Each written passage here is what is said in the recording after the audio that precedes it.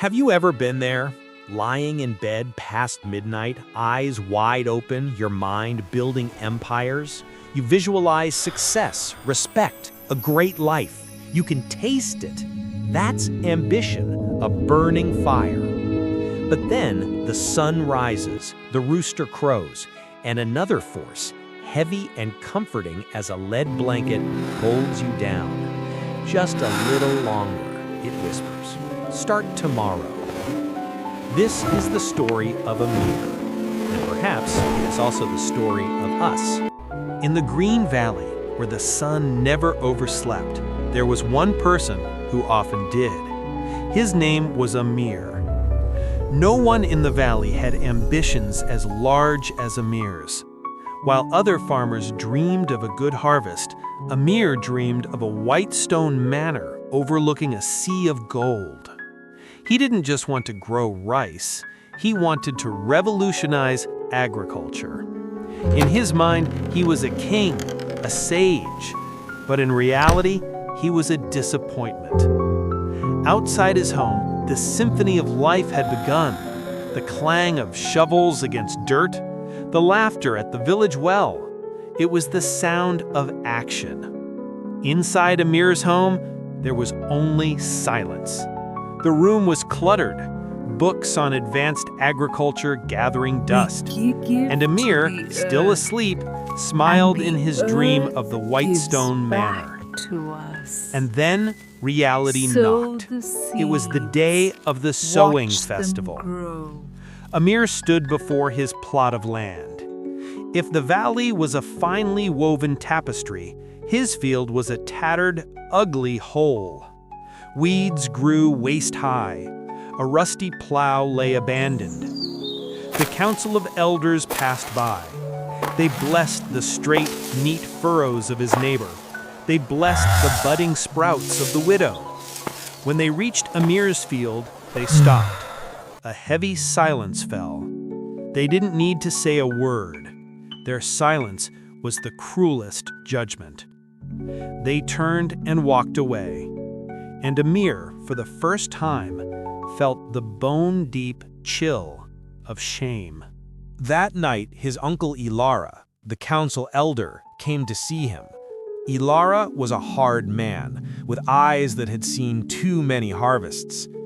"Your ambition is a great fire," Ilara said, his voice weary, "but it creates only ash. Tonight the council wanted to take your land." "No!" Amir's heart tightened. "I stopped them," Ilara said. He held out his calloused hand. In his palm were two seeds. "This is the seed of ambition," he said, pointing to a small, brown, humble seed. "It is demanding. You must water it every day. You must pull the weeds. It will grow slowly. It is a commitment." Then he pointed to the other seed. It was larger, jet black, and strangely beautiful. "And this is the seed of laziness." "Why would you give me this?" Amir was confused. "Because it is part of the choice," Ilara said. "This seed, it is easy. It promises miracles. It grows fast, but it does not give. It only takes." That night, Amir, in a moment he mistook for genius, decided, why not both? He planted both seeds, the seed of ambition in a corner and the seed of laziness right in the middle. The results were almost immediate. The seed of ambition, after a week of watering, produced only a single, weak, pathetic green shoot. But the seed of laziness, the seed of laziness was a miracle. In just a few days, it erupted into a magnificent tree. The trunk was sleek and black, the leaves were like velvet, and from its center a deep purple flower bloomed, radiating a sweet, addictive scent. Villagers came to see. "A miracle," they whispered. Amir, for the first time, was admired. He was no longer lazy Amir. He was Amir and the magical black tree. He began to spend his days sitting in its shade. The scent made him relaxed, sleepy. He stopped reading. He stopped planning. He even forgot to water the tiny green sprout in the distance. The black tree had given him success without effort, so why bother with effort anymore? Uncle Ilara returned, not to see the tree, but to see Amir. The old man didn't look at the flower. He looked at the ground. The earth around the black tree was dead. It was gray and cracked. Not even weeds would grow near it. "It is beautiful," Ilara said, "but what is feeding it?" Ilara drew his knife. He didn't touch the tree. He walked far away to where the little ambition sprout was wilting. He dug into the earth beside it. And Amir saw, to his horror, roots. Not normal roots. They were thin, ink-black roots, hard as wire. They had slithered from the black tree, running under the ground like snakes, piercing the earth, strangling the small ambition sprout and draining its life. "It doesn't grow from the earth, Amir," Ilara said, his voice cold. "It is eating the earth. It is eating your sprout. It is eating your future." Amir was stunned. The sweet scent suddenly smelled suffocating. The magnificent tree was a parasite, and he, in his laziness, had invited it in. A rage, a disgust Amir had never felt erupted in him, a rage against the tree and more, against himself. "The axe," he whispered. But cutting the tree down was just the beginning. When it fell, the ground beneath was revealed, a dense, tangled network of black roots, which had turned his land into a diseased mass. This was where the real battle began. It was not a glorious job. It was a dirty war. For weeks, Amir fought his land. He had to use a pickaxe to break the rock-hard soil. He had to use his bare hands to rip out the black roots. They clung deep. They were tough and stringy. His hands bled. His back ached. Every root he pulled up was a tomorrow he had promised himself. Every rock he heaved aside was an hour he had wasted in daydreams. The villagers stopped coming to watch. There was no miracle here.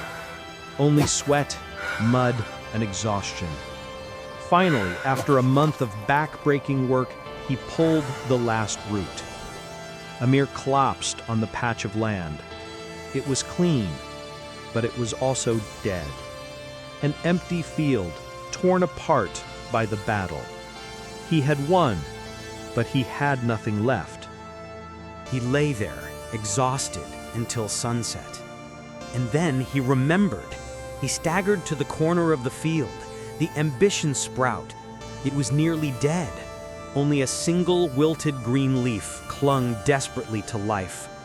Amir knelt beside it. The land here was just as barren, drained by the black tree. He looked at his bloody, calloused hands. It was the first time they had ever truly worked. He looked at the sprout. It was like him, battered, nearly dead, but still there. He stood up. He walked to the well. He fetched a pail of water. He returned and carefully, gently watered the tiny sprout. He cupped his hand around it, shielding it from the night wind. The next morning, before the sun rose, Amir was in the field. He wasn't dreaming of the white stone manor. He was carrying fertilizer. He was building a small fence to protect the sprout. The field did not turn to gold overnight. The sprout did not become a great tree in a week. Greatness is not a miracle. It is a commitment. It is watering the seed every day, even when you see no results. It is pulling every weed, even when you are tired. It is fighting your own black tree, the one that promises you ease, but steals your future. We all have those two seeds, ambition and laziness. The seed of laziness grows fast, it's magnificent, and it whispers that you can have it all with no effort. But it is a parasite. It will drain every real ambition you have until only barren land remains. The seed of ambition is small, slow, and demanding. It doesn't promise miracles. It only promises that if you care for it, it will grow. The question isn't whether you have ambition. The question is, which seed are you watering today? Greatness is not a miracle. It is a commitment. It is watering the seed every day, even when you see no results. It is pulling every weed, even when you are tired. It is fighting your own black tree, the one that promises you ease but steals your future. If a story touched your heart, let it light another soul.